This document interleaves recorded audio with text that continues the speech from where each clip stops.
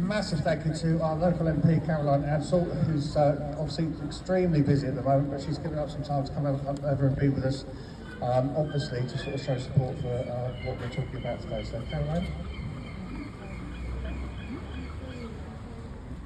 Thank you, Jim. I wouldn't be anywhere else this morning because it is so incredibly important that we show our solidarity, we show our support. And this week in Parliament, it has been a really gruelling week, but never more so than when on Wednesday at Prime Minister's questions, and this was unexpected and unplanned, but moments in, and the Prime Minister introduced the Ukrainian ambassador who was there in our midst, and the most incredible, spontaneous movement, and everyone stood. The feeling in that place, and the ambassador put his hand to his heart, and he bowed. And I can't tell you how moving it was, and how important it is to the Ukrainian people that we show that we stand with them in the face of this persecution, this tyranny. And they are led by a madman. How this will play out, we cannot but tell, because the news this morning is of an evacuation of Mariupol. There is a ceasefire, but the place is destroyed. And men, women and children are now being led out of that city under siege. Every day we all look to see what the night has brought. And I think it's unimaginable for us that just 2 hours from here, as we stand here in freedom together, that the experience of our cousins overseas is so very different as they run and fight for their lives. And to see children evacuated from hospital is just something heartbreaking. But the world has rallied, and we have rallied. For years now, British troops have trained Ukrainians. We are providing in ways that will never be reported for obvious and strategic reasons. But you can't beat the courage of the Ukrainian people.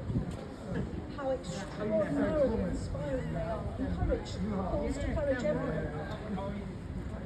Just yesterday, a young Ukrainian MP was featured, and she described how she had now entrusted the care of her 9-month baby to her relatives as she took her stand in Kyiv with her fellow MPs, some of whom have been listed for immediate assassination, some for hostage taking.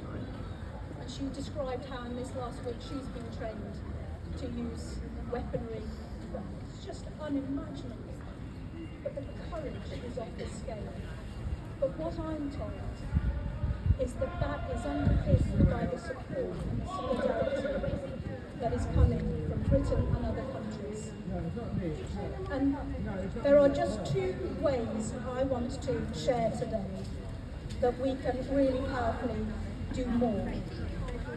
And coming from the Polish government, who have opened their arms as well as their borders and their homes, they asked us to contribute to the Disasters Emergency Committee as the most effective way forward now, because there are charities on the ground who can proceed at speed and at scale to provide those most urgent needs around food and water, clothing, medicines, and that's the most effective way, because the sort of convoy of generosity that is reaching their borders, it takes time for them to process, and it takes time for them to understand what is there within and then to distribute. So the most effective way is for us to donate financially to the Disasters Emergency Committee. They then will supply to those charities on the ground. The government is much funding that also.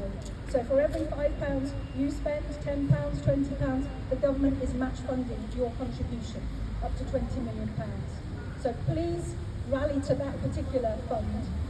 And then secondly, as well as the family visa route and the wider family now, there is also going to be a new sponsorship where organisations, including our local council, it might be businesses, it might be churches, it might be individuals, can apply to be a sponsor and help bring over individuals or families. That is uncapped. There is no limit to that welcome and that generosity.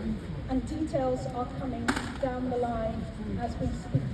I'm holding a register of those who have expressed support for that and would be interested in putting themselves forward as a sponsor. I'm holding a register in my office. If you would like to be kept abreast of that particular scheme, please do catch me here or write to me hereafter or signpost other people to me so that we can open our doors as well as our hearts to those who are suffering just incredibly in the face of tyranny. So we do stand together today. Eastbourne's voice has been heard, and our support and our love reaches the Ukrainian people. I know this to be true, and I know how incredibly important it is to you. So thank you for organising today, because it's important for us to stand together, and it's really important that that message goes forward, and it goes forward very powerfully today.